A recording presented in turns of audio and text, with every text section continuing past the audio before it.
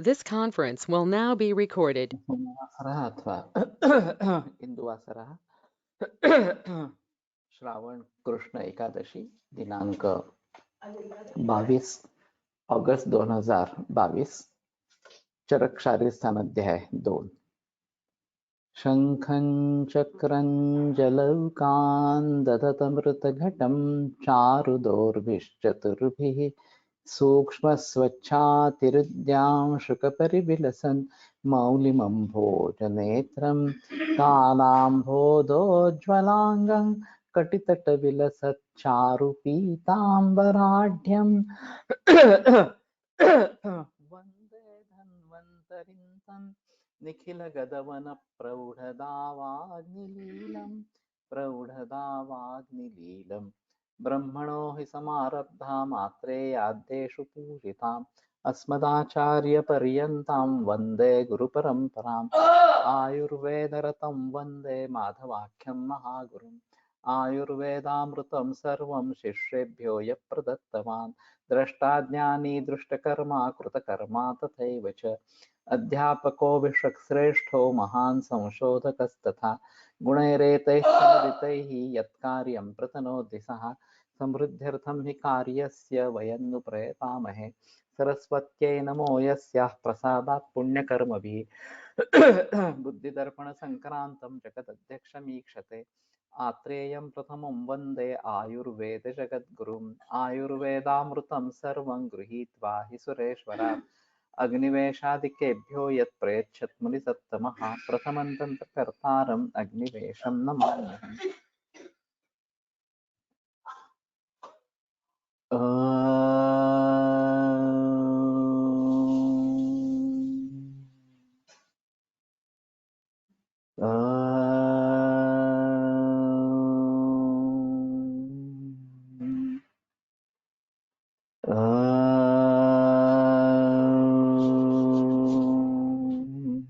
ओम शांति शांति शांति।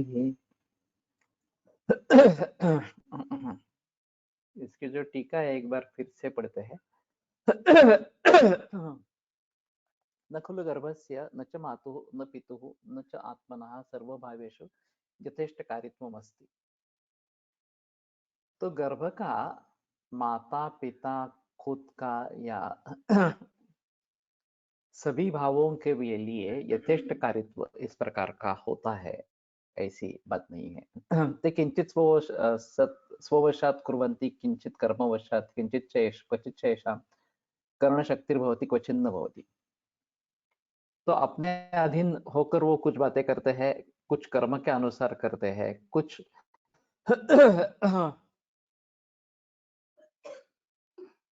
कहीं जगह उनकी शक्ति होती है, कहीं जगह नहीं होती है। यत्र सत्वाधिकरण संपत् तत्र यथा बलमवे यथेष्ट कार्यत्वम अतोन्यथा विपर्यय।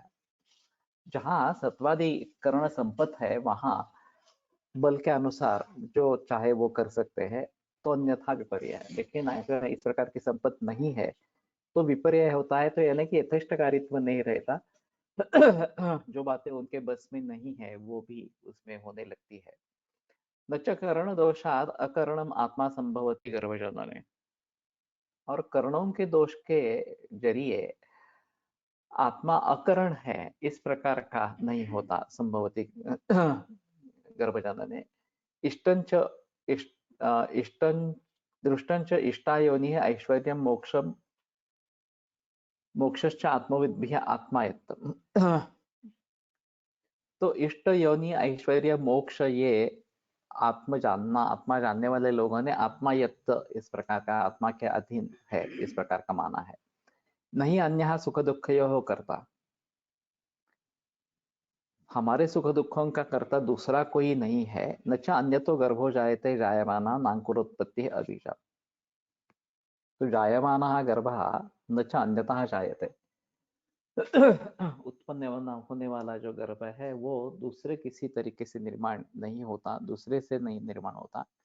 न अंकुरोत्पत्ति अबीजात। अगर बीज ही नहीं है तो अंकुरोत्पत्ति नहीं होगी इस प्रकार। यदुक्तम यदि आत्मा आत्मानं जनयति तदा वशित्वादि गुणयुक्तम जनयेदिति तत्र उत्तरमाह न खलु इत्यादि। तो आत्मा ही आत्मा को अगर निर्माण करने वाला इस प्रकार का है, तो वस्तुतवादी गुणयुक्त ही वो निर्माण करेगा। तो उसका उत्तर कहते हैं न खलु इत्यादि। गर्भस्य सर्वभावेषु न मात्रादीनां यथेष्टकारित्वमिति योज्यम्। गर्भ के सभी भावों के बारे में मात्रा वगैरह का यथेष्टकारित्व नहीं है, ये समझ लेना चाहिए। अत्र च यद्यपि आत्मा एव प्रकृतः तथापि तुल्यसमाधानत्वेन एव मातापितरौ उपात्तौ मातापितरौ अपि उपात्तौ। तो वास्तव में यहाँ आत्मा के बारे में ही विचार होना जरूरी है, लेकिन फिर भी तुल्य समाधानत्वेन मातापितरौ अपि उपात्तौ। तुल्य समाधान के कारण माता और पिता ये भी इसमें गृहीत रखे हैं, इस प्रकार के है। और उनके पिता तो उनके बगैर तो जन्म होगा ही नहीं, ये बात सही है। यथा आत्मना सर्वभावेषु यथेष्टकारित्वेन इष्ट योनिगमनादि प्रसक्ति समाधीयते, तथा मातापितरोः अपि यथेष्टकारित्वेन पुत्रानेव जनीयेयुः इत्यादि पूर्वपक्षः परिहृतो भवति। तो आत्मा के बारे में भावेषु यथेष्टकारित्वेन इष्टयोनि गमनादि प्रसक्ति। तो जैसा चाहे वैसा करने की उसकी क्षमता है, ऐसा अगर मान लेते हैं तो इष्ट योनि ही होगी, ये बात रहेगी, और ये होती नहीं है इस प्रकार से। तो सभी भाव उसी के अधीन है, ये नहीं है। तथा माता पितरोरपि यथेष्टकारित्वेन पुत्रानेव जनीयुः इत्यादि पूर्वपक्षः परिहृतो भवति। तो उसी प्रकार माता पिता के अधीन ही पुत्रादि भावों की निर्मिति है, ये पूर्व पक्ष जो है वो परिहृत होता है। जैसे दंगल पिक्चर में भोगाट के बारे में जो बताया है कि उनको लगातार लड़कियां ही हुई, चाहे कितनी भी कोशिशें की फिर भी। तो अभी ये मालूम नहीं ये सत्य घटना है या केवल पिक्चर में दिखाने के लिए किया है इस प्रकार से। लेकिन अगर सत्य घटना है, ऐसे तो दिखते हैं कि केवल लड़कियां ही होती रहती, बहुत कोशिश करने के बाद भी पुत्र प्राप्ति नहीं होती इस प्रकार से।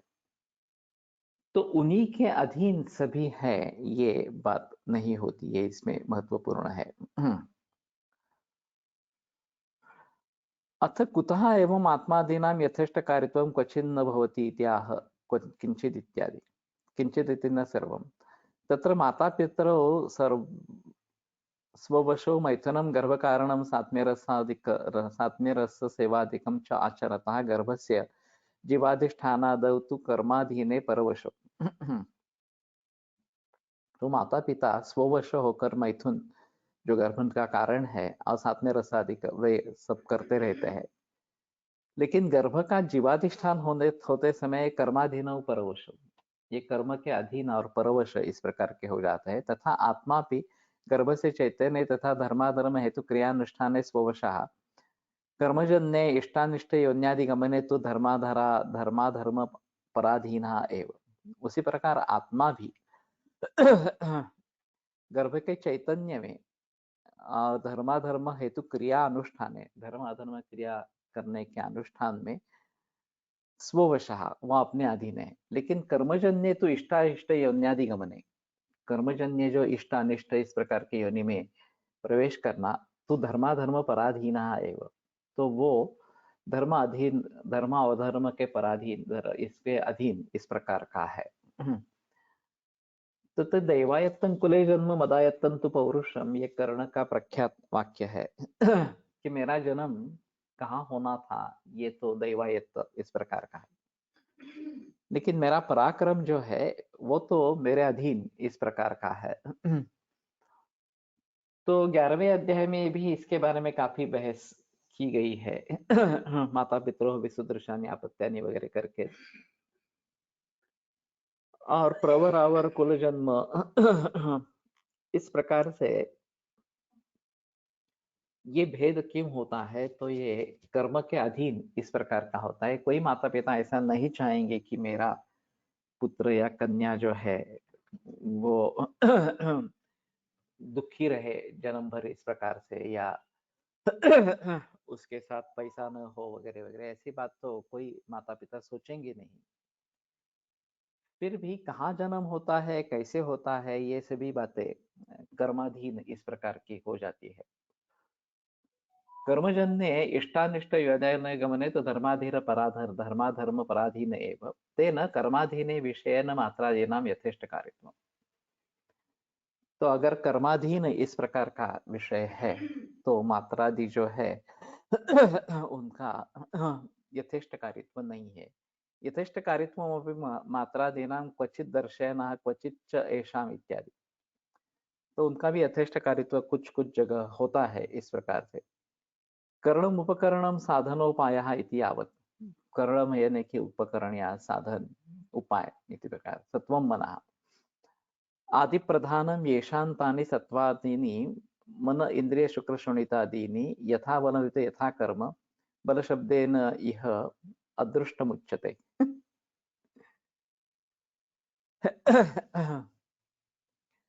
तो सत्व वगैरह जो है, मन इंद्रिय शुक्र शोणित वगैरह, यथा बलम यथा कर्म, उनके बल के अनुसार उनके कर्मों के अनुसार बल शब्देन इह अदृष्टमुच्यते। एतेन यत्र मात्रादीनां पुत्रेच्छायाम् अनिष्टयोनिगमनादि करणशक्तिर्भवति इष्टयोनिगमनादि करणशक्तिर्भवति कर्म च अनुगुणं भवति तत्र पुत्रादिषु इष्टगौन्योनिगमनादि कार्यं भवति। तो पुत्रेच्छायां, पुत्र की इच्छा है और इष्टयोनिगमनादि करण शक्तिर्भवति, इष्टयोनिगमन वगैरह करण शक्ति होती है, कर्म च अनुगुणं भवति, और इसके साथ में कर्म भी अनुगुण इस प्रकार का होता है। तत्र ईप्सित पुत्रादिषु इष्टयोनिगमनादि कार्यं भवति।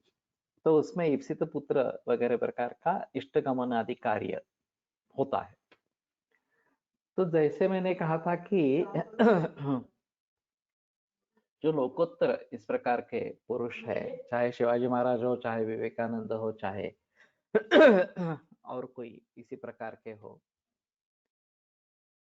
तो उनकी माता पिता के बारे में और खास करके माता के बारे में उनकी प्रबल इच्छा होना ये एक बात, और कर्म भी अनुगुण होना ये दूसरी बात। या ज्ञानेश्वर जैसे लोकोत्तर पुरुषों का जब निर्माण होता है तो उनके कर्म और उस आत्मा के कर्म और इनके इच्छा, इनके प्रयास, ये सभी जब जुड़ जाते हैं तो इस प्रकार की संतति निर्माण होती है इस प्रकार से। तत्र ईप्सित पुत्रादिषु इष्टैव निगमनादि कार्यं भवति। यथा यदि तत्र विशुद्ध भूरि शुक्रः पुरुषः भवति, अगर विशुद्ध भूरि शुक्र इस प्रकार का पुरुष है, स्त्री च विशुद्ध विन्याश्रयत्वादि गुणयुक्ता पुत्रजनकञ्च कर्म तयोर्बलवत् तदा पुत्र जन्माभिसन्धाय मैथुनम् आपद्यमानायां मानायाः ईप्सितं मैथुनम् आपद्यमानौ ईप्सितं पुत्रं जनयतः। तो दोनों अच्छे हैं इस प्रकार के।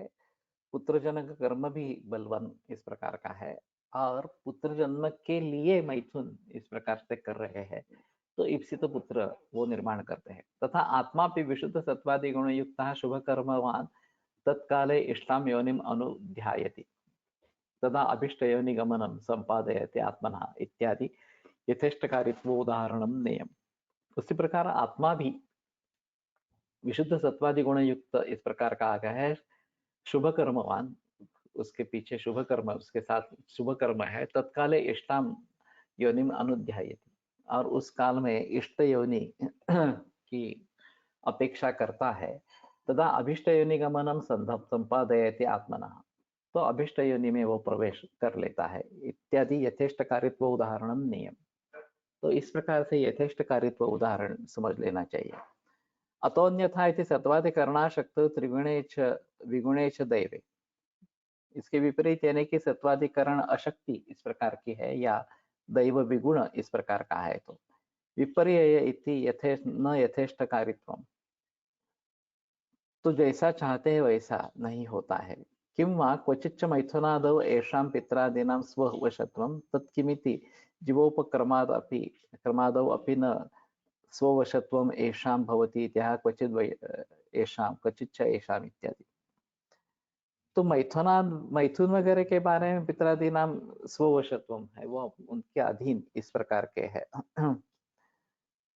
तो जीवोपक्रमण में भी उनका स्ववशत्व होता है क्या? तो क्वचित ऐसा इस प्रकार है। क्वचित एव कार्ये यस्मात् किंचित करणं मात्रादीनां शक्तं न सर्वत्र तेन सर्वेषु एव गर्भेषु भावे गर्भस्य भावेषु नहीं न स्ववशत्वम इति भावः।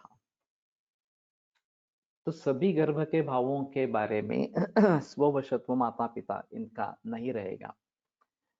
क्वचिदेव कार्ये यस्मात् किंचित करणं मात्रादीनां शक्तं न सर्वत्र तेन सर्वेषु एव गर्भस्य भावेषु न स्ववशत्वम् इति भावः। अत्रापि च एते मात्रादयः स्ववशाः सन्तः कुर्वन्ति तत्रापि स्वीय करणयुक्ता एवं कुर्वन्ति इत्यः तद् यत्र सत्व इत्यादि। जहां ये स्ववश होकर कुछ काम करते हैं उसमें भी अपने अपने करणों से युक्त होकर ही ये करते हैं। यथा बलमिति यथा शक्ति अनेन च मात्रादय गर्भस्य येषु विशेषेषु शक्ताः तेषु सत्वादिकरण संपत्तौ यथेष्टकारिणो भवन्ति न तु अशक्य विषये उपहतकरणा वा यथेष्टकारिणो भवन्ति इति दर्शयति। तो गर्भ के जो जो विशेष है उसमें जो शक्त है तेषु सत्वादिकरण संपत्तौ, उसमें सत्वादिकरण अगर संपत्त है तो यथेष्ट कारणो भवति न तो अशक्य विषय उपहत करणावा। अगर विषय उनके लिए अशक्य है, करना अशक्य है या फिर कर्ण उपहत हो गए हैं, कर्ण सक्षम इस प्रकार के नहीं है तो नहीं करते हैं इस प्रकार से। अतोन्यथा विपर्य इत्यस्य च अर्थः अग्रे व्याकृतः। ननु सत्वादिकरण दोषात् चेद अयम आत्मा गर्भं न जनयति तथाविधं तन्हन्त तर्हि अकारणमेव अयम आत्मा। तो सत्वादिकरण के दोष के कारण अगर ये आत्मा गर्भ को निर्माण नहीं करता है तो ये आत्मा कारण नहीं है, अकारणमेव अयम आत्मा। कारणं हि यद् भवति तत् करोत्येव कार्यम् इति इत्याह न च इत्यादि। कारण उसी को कहते हैं जिसको जो कार्य निर्माण करता ही है, नहीं तो उसको कारण ही नहीं कहेंगे इस प्रकार से। कर्ण दोषात् अकुर्वन् गर्भं कदाचित् आत्मा न गर्भजनने कारणं भवति इति न, अपि तु भवत्येव कारणम् एवं मन्यते। तो कर्ण दोष के कारण कभी कभी आत्मा गर्भ का निर्माण नहीं करता है, इसलिए वो गर्भ का कारण ही नहीं है, ऐसा नहीं। तो वो कारण है ही। एवं मन्यते मृदाद्यभावात् घटम् अकुर्वन्नपि कुंभकारः कारणमेव घटस्य भवति। अगर मिट्टी वगैरह नहीं है और घट निर्माण नहीं हो रहा है तो कुंभकार घट का कारण नहीं होता। घटजनन शक्ति युक्तत्वात्।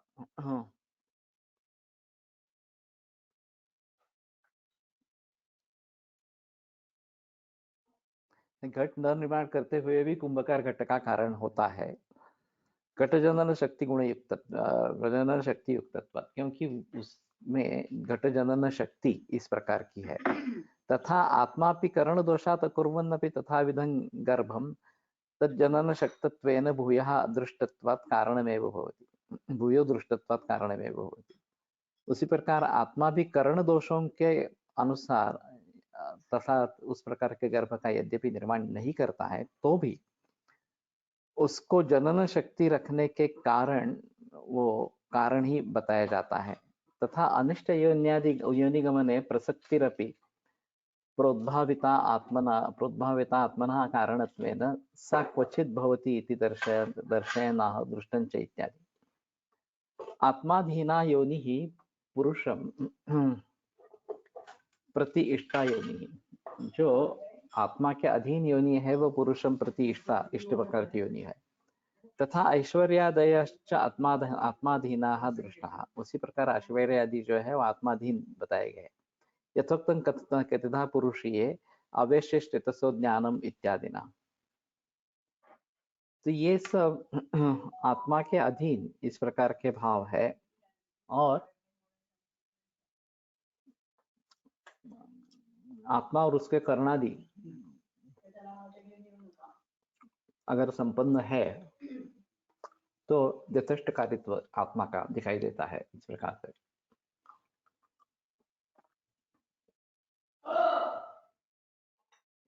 आत्मना कारणत्व हेत्वंतरमाह नहीं अन्यः इत्यादि ही यस्मात् आत्मनः अन्यः सुख दुःखयोः कर्ता नास्ति, किंतु आत्मा एव सुख दुःख साधन इंद्रिय कर्म शरीरादि करता। तो आत्मा ही इसका कारण, ये सुख दुख वगैरह का कारण इस प्रकार का है। तो पीछे आत्मानमेव मन्येत कर्तारं सुख दुःखयोः तस्मात् तिरस्करं मार्गं प्रतिपद्येत नत्र सेत्, वेदांतान 8वें अध्याय में सूत्र आया है, और उसमें स्पेसिफिकली आत्मानमेव मन्येत इस प्रकार का बताया गया है। खुद ही को अपने सुख दुखों का कर्ता मानना है ऐसा बताते हैं। खुद है या आवेश चेतसो ज्ञानम सार्थक है। आवेश का मतलब प्रवेश करना इस प्रकार का है। मैं शारीस्थान पहले अध्याय में इसके बारे में जो योगिनाम अष्टविधम ऐश्वर्यम इस प्रकार की बात बताई गई है। ये एक तरीके से आत्माधीन इस प्रकार के भाव है, और आत्मस्ते मनसी स्थिरे, आत्मा में मन स्थिर हो जाता है तो इन भावों की प्राप्ति होती है जो आत्माधीन इस प्रकार के है। तो चेतसा आवेश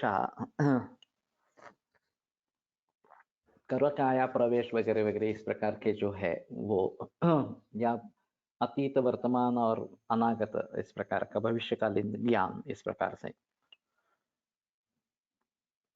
तो ये सब भाव शारीस्थान पहले अध्याय में बताए गए हैं योगी नाम अष्टविधम ऐश्वर्यम इसके संदर्भ में। तो वही यहाँ पे लेने हैं इस प्रकार से। तो हमारे सुख दुखों का कारण हम ही है ऐसा मानना है। लोग ज्यादातर ऐसा सोचते हैं कि मेरी कोई गलती नहीं है, गलती दूसरे की है और मुझे भुगतना पड़ रहा है, और ये कैसे हो सकता है। दूसरे द्वारा किए हुए कर्मों की सजा मुझे क्यों मिलनी चाहिए इस प्रकार से। तो उनका कहना है कि आत्मानमेव मन्यते कर्ता सुख दुख, कि हम ही को सुख दुख का कर्ता समझ लेना चाहिए इस प्रकार से। तो हम ढूंढने की कोशिश करेंगे कि मेरी कुछ गलती हुई है क्या इस प्रकार से, नहीं तो हम हमारी गलती ढूंढेंगे ही नहीं। और दूसरी चीज ऐसी है कि हमारे ही पूर्व कर्म का ये फल है, ये अगर बात होती है तो ठीक है, हमारे ही कर्म हम भुगत रहे हैं ऐसा सोचकर दुख से निवृत्ति इस प्रकार की हो सकती है। मुझ पर जो मुसीबतें आई इस प्रकार से, खास करके त्रिस्कंद कोश के बारे में और करवे नगर के घर के निर्माण के बारे में, तो वो तो एक त्रिस्कंद कोश का कार्य था, वो इंस्टीट्यूट लेवल पर चल रहा था। मैं अकेला उसमें जिम्मेदार इस प्रकार का नहीं था। फिर भी मेरी पूरी कोशिश रही कि कहीं से ग्रांट प्राप्त करे और ये कार्य को चालू रखे। ऐसी स्थितियां आई, नौबतें आई कि ये बंद करने का फैसला हो गया था। फिर भी उसके बाद में रिवाइव हुआ और कोष का कार्य पूरा हो गया। तो ये तो सामूहिक इस प्रकार का कार्य है, सामूहिक प्रयत्न उसके लिए चाहिए। और मुझे दिख रहा था कि बाकी कोई प्रयास नहीं कर रहा है, मैं अकेला ही लड़ रहा हूँ इस प्रकार से। लेकिन बातें उस प्रकार से होती रही और अंतिमतः मुझे मदद मिल गई और कोष का कार्य पूरा हो गया। वैसी स्थिति ये करवे नगर के घर के बारे में हुई। हमने प्लॉट खरीदा था 1993 में, 2000 में कंस्ट्रक्शन आरंभ किया और फिर काफी मुसीबतें आई। और पूरे होने में, वो मुसीबतें से निकलने के लिए 5 बरस लगे। गुंडागर्दी, पुलिस प्रोटेक्शन वगैरह वगैरह ये सब करना पड़ा। तो फिर उस समय में जिस किसी व्यक्ति ने हमें तकलीफ देने की कोशिश की है,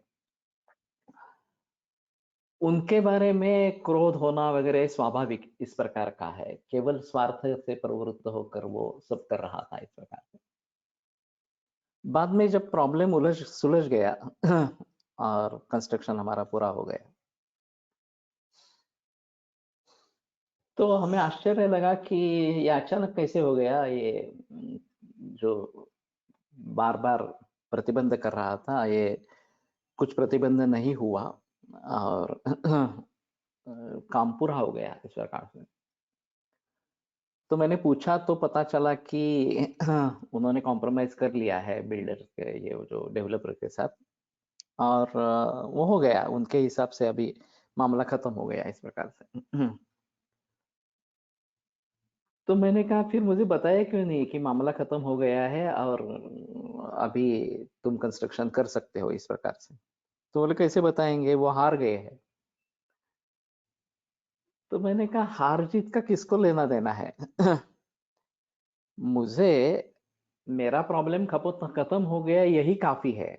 ये कैसे हुआ, क्या हुआ वगैरह वगैरह बातें में, कुछ बातों में मुझे कुछ मतलब इस प्रकार का नहीं है। उसने जो भी कुछ किया है, उस कर्म का फल तो उसको भुगतना ही पड़ेगा, वो अलग बात इस प्रकार के, चाहे इस जन्म में चाहे अगले जन्मों में। तो मुझे उससे कुछ लेना देना नहीं है। मुझे सिर्फ ये चाहिए था कि मेरा बैड पैच खत्म हो गया। मेरे कर्मों का जो भी कुछ परिणाम निकलने वाला था वो निकल गया और ठीक है, मेरा प्रॉब्लम सॉल्व हो गया, घर तैयार हो गया इस प्रकार से। तो कहने का तात्पर्य अर्थ ये है कि उसमें उसके बारे में सोचने में कोई मतलब इस प्रकार का नहीं है। हमने फिर उसमें गायत्री पुरस्चरण वगैरह सब किया, अथर्वशीर्ष के कई आवर्तन किए और फिर ये बात सुलझने लगी इस प्रकार की रही। तो मैं मानता हूं कि हमसे ये कर्म होना आवश्यक था, इसलिए ये मुसीबतें इस प्रकार की आई। जब वो कर्म किया गया तब हम उसमें से बाहर निकले इस प्रकार से। तो दूसरा कोई सुख दुखों का कर्ता नहीं है। आत्मा ही, मेरे ही पूर्व कर्म इस प्रकार के कारण इस प्रकार के है। तेन आत्मा कारण गर्भ से सुख दुखा सुख दुखादि आधारस्य इति भावः। तो आत्मा कारण इस प्रकार का है। अतः भूतान्येव अकस्मात् संयोगवशात् चेतनाम आसाद्य सुखादि कारणानि न भवन्ति इति आह न च अन्यथा इत्यादि। ये चार्वाक का मत है कि 4 महाभूत इकट्ठा आकर उनके संयोग से चैतन्य बनता है। जैसे तांबूल में ये नागवल्ली पत्र, सुपारी वगैरह, चूना, इन सभी के एकत्र होने से लाल रंग इस प्रकार का आ जाता है। वो किसी में नहीं, किसी भाव में नहीं इस प्रकार का हो जाता है। उसी प्रकार 4 महाभूतों से संयोग को मानते हैं इस प्रकार। तो अन्यत इत्यादि, अन्यत की विजातीयान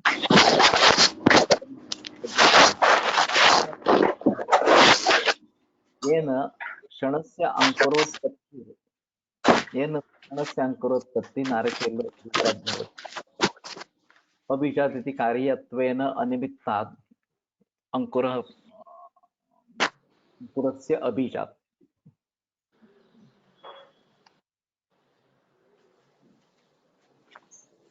तो कारण से सदृश ही कार्य इस प्रकार का होता रहता है। कल्याणी ओळखणं चालू है।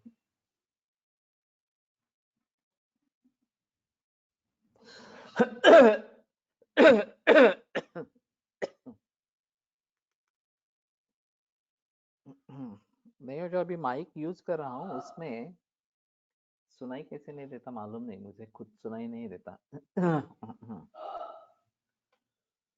ठीक है।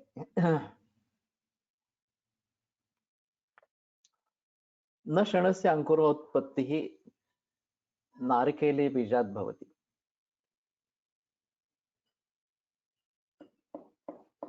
तो नारिकेल बीज से क्षण की अंकुरोत्पत्ति नहीं होते। अबीजात इति कार्यत्वेन अभिमतात् अंकुरस्य अबीजात। कि कार्य के रूप में जो अभिप्रेत है उसका अगर वो बीज नहीं है, क्षण यानी कि ताक कहते हैं, तो नारिकेल बीज से क्षण की निर्मिति नहीं होगी, वो उसके लिए अबीज इस प्रकार का है। तो इसी प्रकार से एतेन गर्भस्य चैतन्यम तत् अचेतनेभ्यो भूतेभ्यो न भवति। तो चैतन्य जो है वो अचेतन इस प्रकार के भूतों के जरिए नहीं निर्माण होता, किंतु चेतना धातु आत्मना एव इति दर्शयति। तो चेतना धातु जो आत्मा है उसी से होता है। तो ये काफी बड़ी टीका थी और ये विषय भी थोड़ा सा क्लिष्ट इस प्रकार का था, इसलिए मैंने पूरी टीका पढ़ने का जिक्र किया यहाँ पे। यानी तो खलु अस्य गर्भस्य आत्मजानि यानी च अस्य आत्मतः संभवतः संभवन्ति तानि अनुव्याख्यास्यामः। तो इसमें से आत्मज भाव जो है, जो आत्मा के होने पर ही होते हैं, वो बताता है। तद्यथा तासु तासु योनिषु उत्पत्ति ही, उन योनियों में उत्पत्ति, आयु, आत्मज्ञानम, मनः, इंद्रियाणि, प्राणापानौ, प्रेरणम, धारणम, आकृति, स्वर, वर्ण विशेषाः, सुख दुःखे, इच्छा द्वेषो, चेतना, धृतिः, बुद्धिः, स्मृतिः, अहंकारः, प्रयत्नश्च इति आत्मज्ञान। तो उन योनियों में उत्पत्ति, आयु, ये भी आत्माधीन इस प्रकार का है। आत्मज्ञानम, आत्मा का ज्ञान ये भी आत्माधीन इस प्रकार का है। मन, इंद्रिय, प्राणापानौ, प्रेरण, धारण, आकृति, स्वर, वर्ण विशेष, सुख दुःख, इच्छा द्वेष, चेतना, धृति, बुद्धि, स्मृति, अहंकारः, प्रयत्नश्च इति। ये सभी आत्मभाव इस प्रकार के हैं जो गर्भ में आत्मा के जरिए निर्माण होने वाले इस प्रकार के हैं। आता कोण आला? पेशंट आला त्याला सुश्रुतला सांग। सात्म्यजश्चायं गर्भः नहि असात्म्य सेवित्वम् अंतरेण स्त्री पुरुषयोः वन्ध्यत्वम् अस्ति गर्भेषु वापि अनिष्टो भावः। ये एक सबसे अहम इस प्रकार का सूत्र है और बहुत ही महत्वपूर्ण इस प्रकार का सूत्र है। तो मुझे एक छात्र ने इसके बारे में बताया कि असात्म्य के बिना वन्ध्यत्व होता ही नहीं है। नहीं असात्म्य सेवित्वम् अंतरेण स्त्री पुरुषयोः वन्ध्यत्वम् अस्ति। तो वन्ध्यत्व का कारण असात्म्य सेवन है। गर्भेषु वापि अनिष्टो भाव, और गर्भ में अनिष्ट भाव जो निर्माण होते हैं वो भी असात्म्य सेवन से इस प्रकार से होते हैं। तो ये बहुत ही बड़ा मुद्दा इस प्रकार का है। अभी वैश्विकीकरण इस प्रकार का है, ग्लोबलाइजेशन इस प्रकार का हो गया है और उसके जरिए खान पान में काफी बदलाव इस प्रकार के आ गए। पुराने जमाने में जब इतनी सारी सुविधाएं नहीं थी, वहां जो लोकली निर्माण हो रहा है वही मिलता था और उसी को लोग खाते थे। ज्यादा से ज्यादा त्योहारों के दिन कुछ बदलाव इस प्रकार का होता था।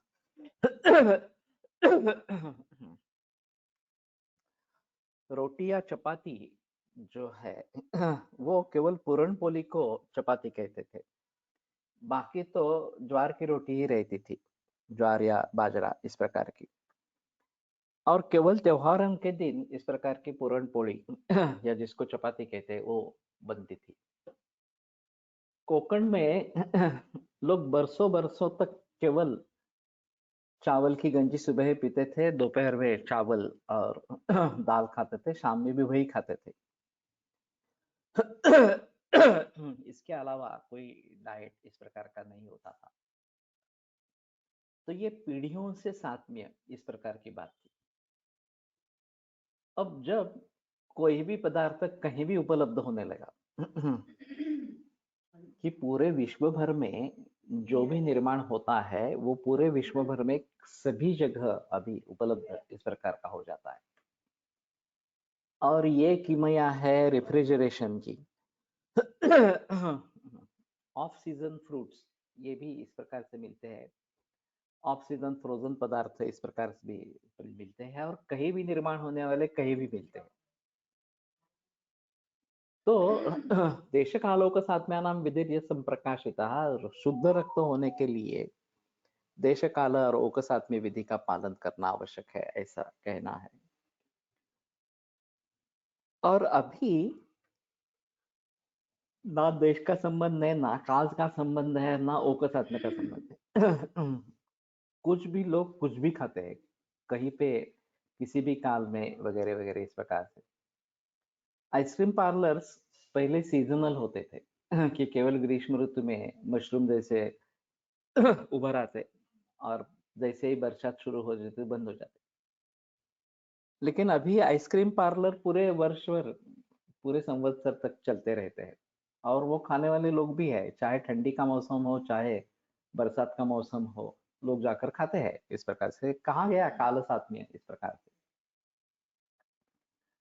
और कोई भी पदार्थ देश का कोई संबंध नहीं, अनुपदेश है चाहे जंगल देश है साधारण देश है, कहाँ भी निर्माण होने वाला कहाँ भी मिल रहा है।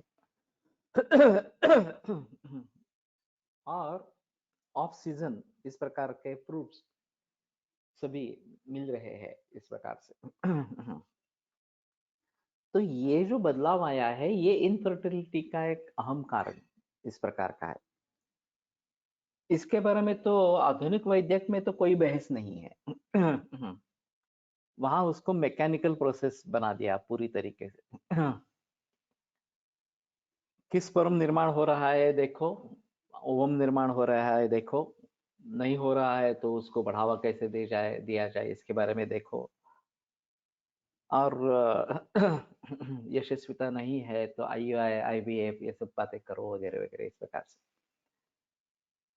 तो उसमें नैसर्गिक कुछ भी नहीं रहा, सब मैकेनिकल प्रोसेसेस इस प्रकार के हो गई।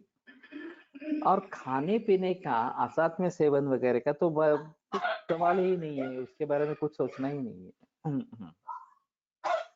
वो क्या खाते हैं क्या पीते हैं इसका कोई लेना देना नहीं है, सिर्फ पॉपुलेशन स्टडी करेंगे, वो बढ़ नहीं रहा तो बढ़ाएंगे, फूट नहीं रहा तो उसको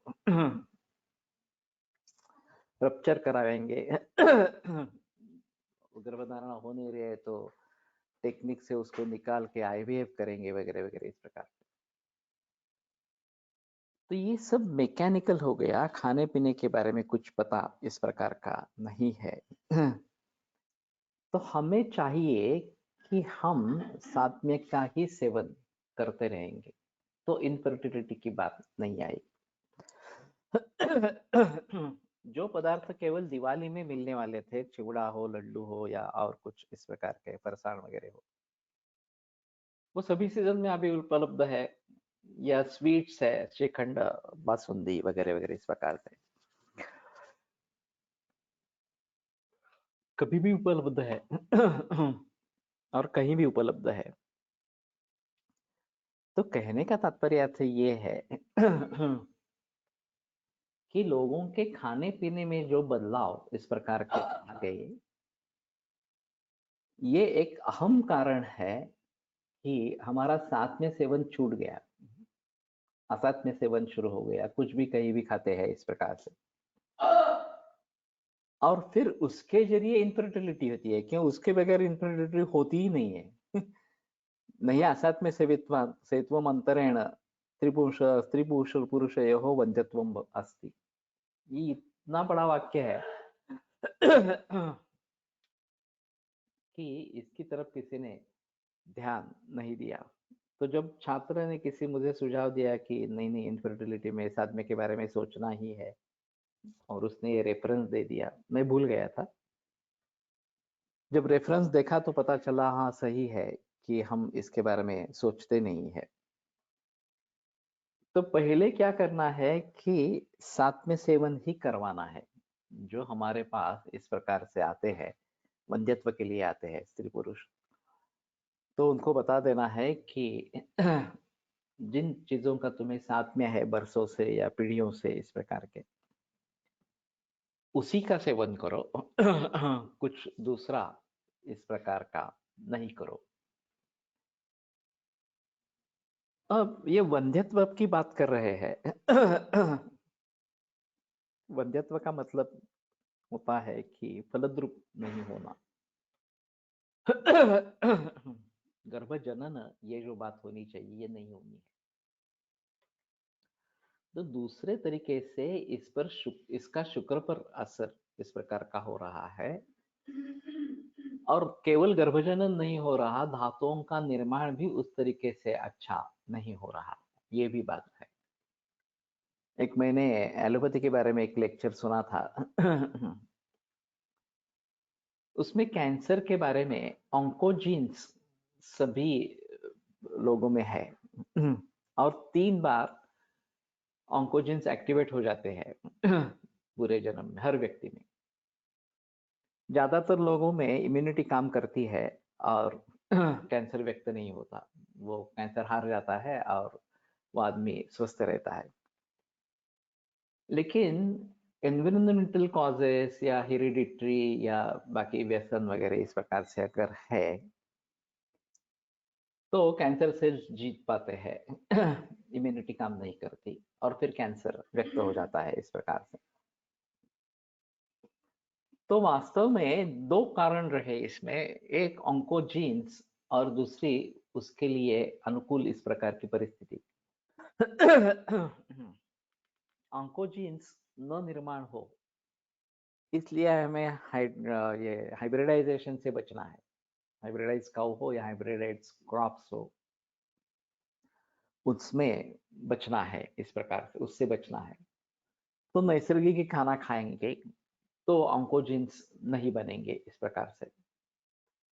लेकिन अभी 60-70 बरस हम हाइब्रिडाइज खाना खाते आ रहे हैं, तो उसमें परिवर्तन आने के लिए उतने ही बरस लगेंगे, पूरा समाज स्वस्थ हो जाए इस प्रकार से।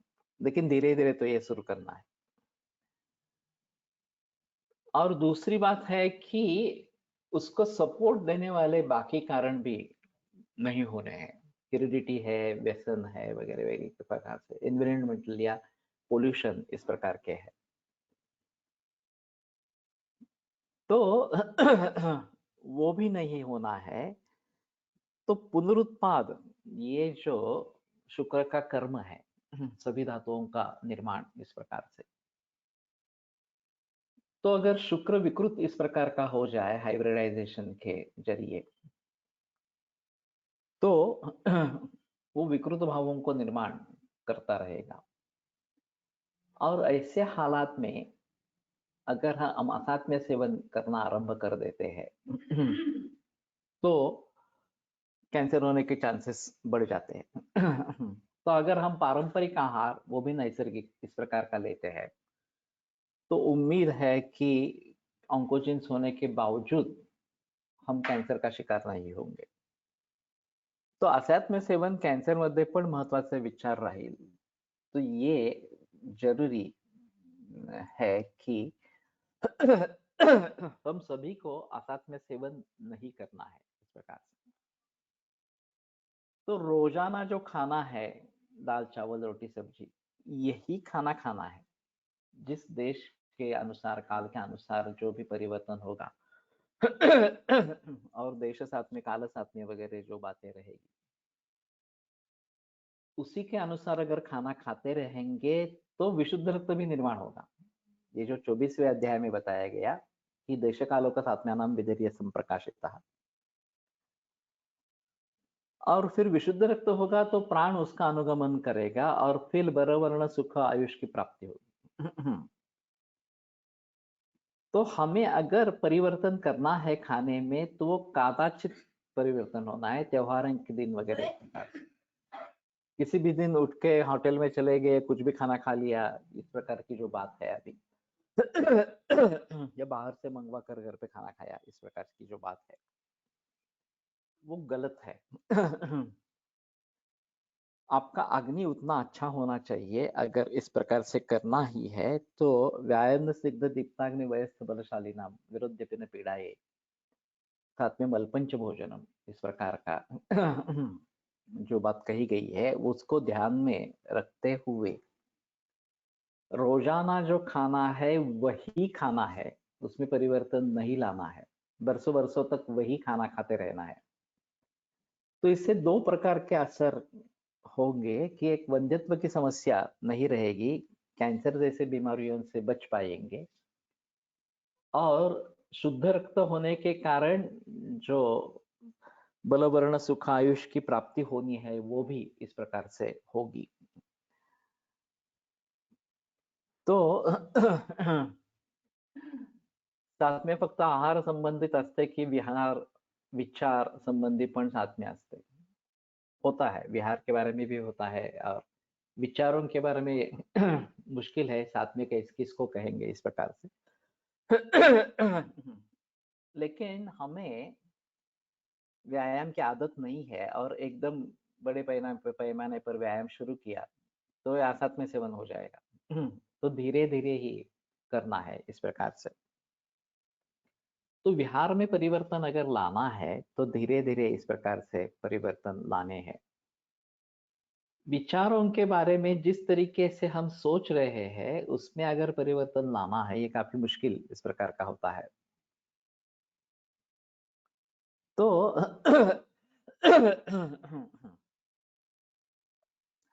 खास करके निगेटिविटी से निकलकर पॉजिटिविटी निर्माण करना ये काफी मुश्किल काम इस प्रकार का होता है। आज सुबह का जो आज या कल जो लेक्चर था सुबह, उसमें विषाद रोगवर्धनानाम और असमर्थता भयंकराणाम, ये दो सूत्रों के आधार पर मैंने बहस की है। तो जब ऐसी परिस्थिति आ जाती है कि कुछ सामने मार्ग नहीं दिख रहा, हम एक ही तरीके से सोच रहे हैं, दूसरे कोई सोचने के तरीके हैं ये भी मालूम नहीं है इस प्रकार से,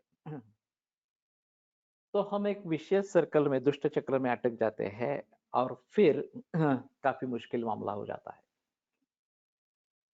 तो इसके लिए चाहिए कि कम से कम न्यूट्रल स्टेज में आ जाए, निगेटिविटी से निकलकर न्यूट्रल स्थिति में आ जाए, तो शायद उसमें क्या करना है, कैसे कर सकते हैं, ये पॉजिटिवली सोच सकेंगे। और फिर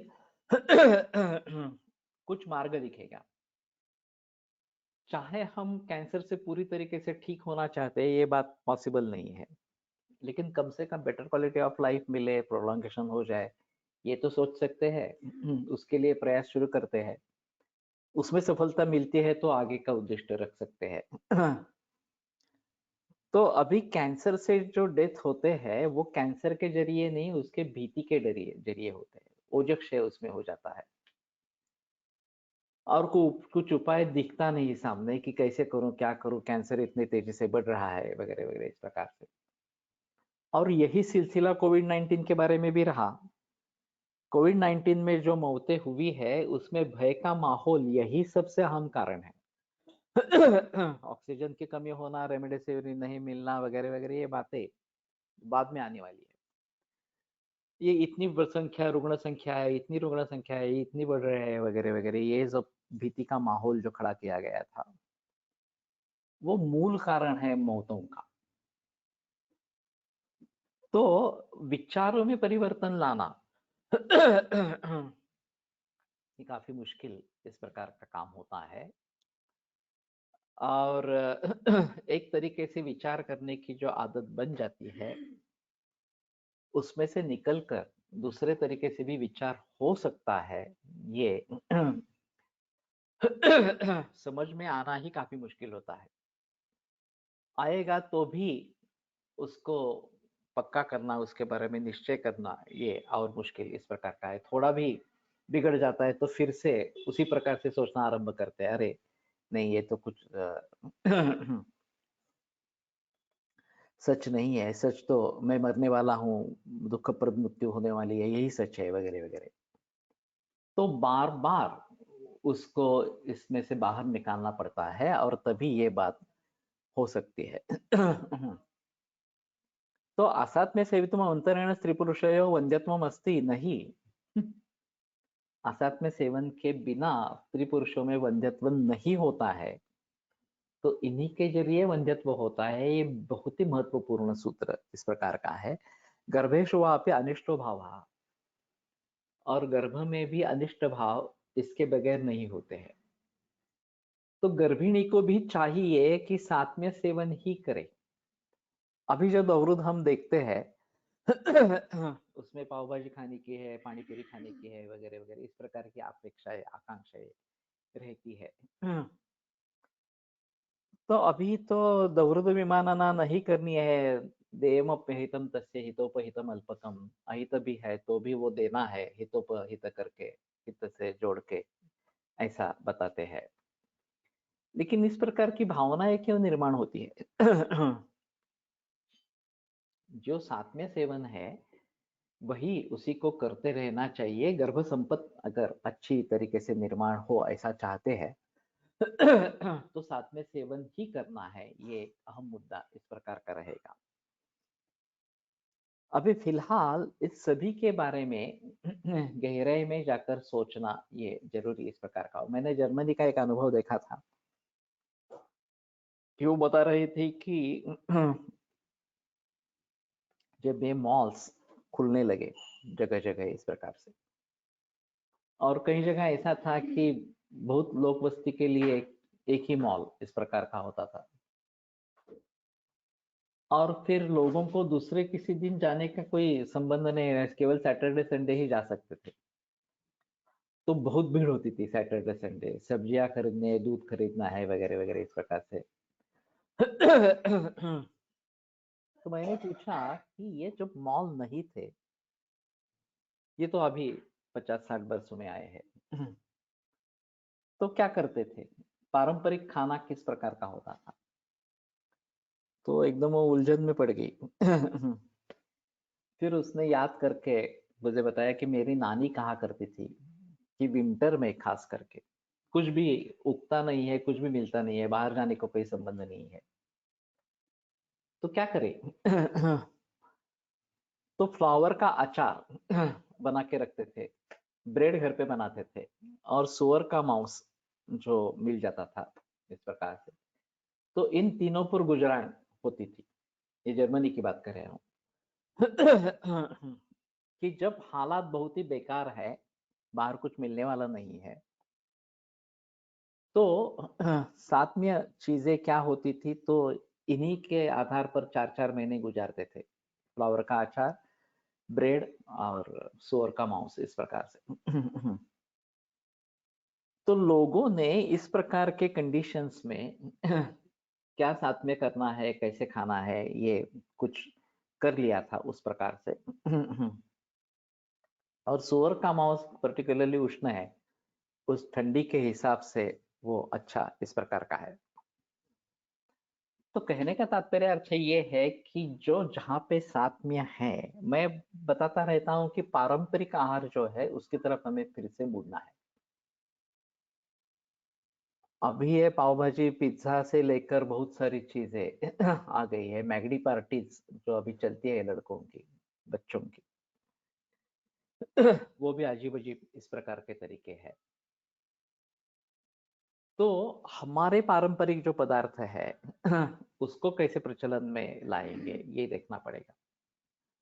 उसका विज्ञापन होना जरूरी होगा, बगैर मार्केटिंग नहीं होगा। लेकिन मार्केटिंग करना पड़ेगा, इसके लिए अच्छी चीजों का भी मार्केटिंग करना पड़ता है इस प्रकार से। तो ये उसी का साथ में हम बनाने की कोशिश अगर करेंगे, क्योंकि एक परमिटेशंस कॉम्बिनेशन जो अभी जंक फूड फास्ट फूड में है वो काफी खतरनाक इस प्रकार के हैं। और उसी की आदत अगर बन जाएगी तो उससे अनिष्ट भाव इस प्रकार के निर्माण होते रहेंगे। तो एक तो हमारा व्यायाम अग्नि बल वगैरह अच्छा होना चाहिए, अगर कदाचित इसके बारे में कुछ परिवर्तन आते हैं तो उसको झेलने के लिए हमारी शरीर की क्षमता होनी चाहिए। वो भी नहीं है और खाना भी किसी प्रकार से भी खा रहे हैं, साथ में का कुछ पता नहीं है। ये बातें चलती रहेगी तो वंध्यत्व से लेकर कैंसर जैसे बीमारियों तक या विशुद्ध रक्त न होने के कारण जो अशुद्ध रक्त होने के जरिए जितनी सारी बीमारियां बताई गई है उसके 24वें अध्याय में सूत्र स्थान के, तो इन सभी बातों को ध्यान में रखना इस प्रकार का पड़ेगा। और फिर ये सातव्या विचार हम सभी के लिए आवश्यक है। तो मैं चाहता हूं कि वैद्यों में तो परिवर्तन ये पहले आना चाहिए कि नियमित रूप से घर में वही खाना बने इस प्रकार से, और अगर कुछ बदलाव लाना है तो महीना 2 महीने 6 महीने इस प्रकार का बदलाव हो सकेगा तो ठीक है, उससे ज्यादा फ्रीक्वेंसी नहीं होनी चाहिए, बढ़नी नहीं चाहिए इस प्रकार से। तो कम से कम वैद्यों में तो ये समस्या नहीं निर्माण हो, कैंसर की हो या बंधत्व की हो, वो समस्या निर्माण नहीं हो, इसके बारे में हम सोच सकते हैं। ठीक है, आज रुकते हैं, कल आगे बढ़ेंगे। आयुर्वेद प्रकांडो निगदित इह हि शल्यतंत्र प्रधानः शिष्येभ्यः शाश्वतोऽयं निखिल जन कृपा व्याप्त चित्तेन येन आयुर्वेदस्य वाञ्छन् पुनरपि भुवने ताञ्च सुष्ठु प्रतिष्ठां श्रेष्ठं धन्वन्तरिं तं प्रणमति च सदा वैद्यवर्गो हि नूनम् वैद्यवर्गो हि नूनम्।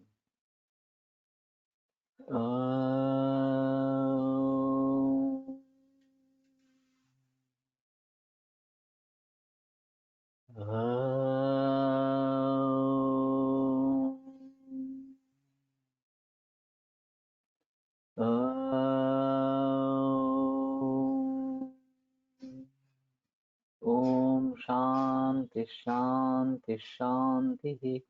विरम्यते व्याख्यान।